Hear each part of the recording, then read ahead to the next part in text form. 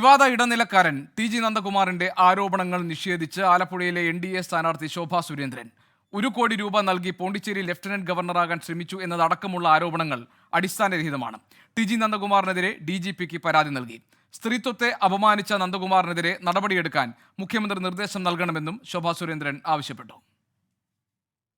ഞാൻ പറയാൻ ആഗ്രഹിക്കുന്നത്, നന്ദകുമാർ കരുതുന്നത് പോലെ 1 കോടി കൊടുത്താലോ 2 കോടി കൊടുത്താലോ സ്ഥാനം കൊടുക്കുന്ന മാർക്സിസ്റ്റ് പാർട്ടിയോ കോൺഗ്രസോ അല്ല ഭാരതീയ ജനതാ പാർട്ടി. എന്നെ വ്യക്തിഹത്യ നടത്തി മാധ്യമങ്ങളിലൂടെ ഈ നന്ദകുമാറിനെ അടിയന്തിരമായി ചോദ്യം ചെയ്യുകയും നന്ദകുമാറിനെ അറസ്റ്റ് ചെയ്യുകയും വേണമെന്ന് ഞാനിവിടെ കേരളത്തിൻ്റെ മുഖ്യമന്ത്രിയോട് ആവശ്യപ്പെടുകയാണ്. ഇന്ന് നിലനിൽക്കുന്ന നിയമമനുസരിച്ച്, വ്യവസ്ഥിതി അനുസരിച്ച് അതിന് തയ്യാറാകണം എന്നും കേരളത്തിൻ്റെ DGPക്ക് നന്ദകുമാർ ഇന്ന് നടത്തിയ പത്രസമ്മേളനത്തിൻ്റെ കോപ്പി ഉൾപ്പെടെ, പരാതി ഉൾപ്പെടെ ഞാൻ കൈമാറിയിട്ടുണ്ട്. നന്ദകുമാറിനെ അറസ്റ്റ് ചെയ്യാൻ കേരളത്തിൻ്റെ DGP തയ്യാറാകണം എന്നും ഞാൻ ഈ സമയത്ത് ആവശ്യപ്പെടുകയാണ്. BJPയിലേക്ക് പോകാൻ ചർച്ച നടത്തിയെന്ന് K. സുധാകരൻ പറഞ്ഞ CPIM നേതാവ് EP ജയരാജൻ തന്നെയാണെന്ന് സ്ഥിരീകരിച്ച് ശോഭാ സുരേന്ദ്രൻ. EPയെ BJPയിൽ എത്തിക്കാനുള്ള ചർച്ചകൾക്ക് ഡൽഹിയിലേക്ക് പോകാൻ ടി.ജി. നന്ദകുമാർ തനിക്ക് വിമാന ടിക്കറ്റ് എടുത്തു നൽകിയിട്ടുണ്ട്.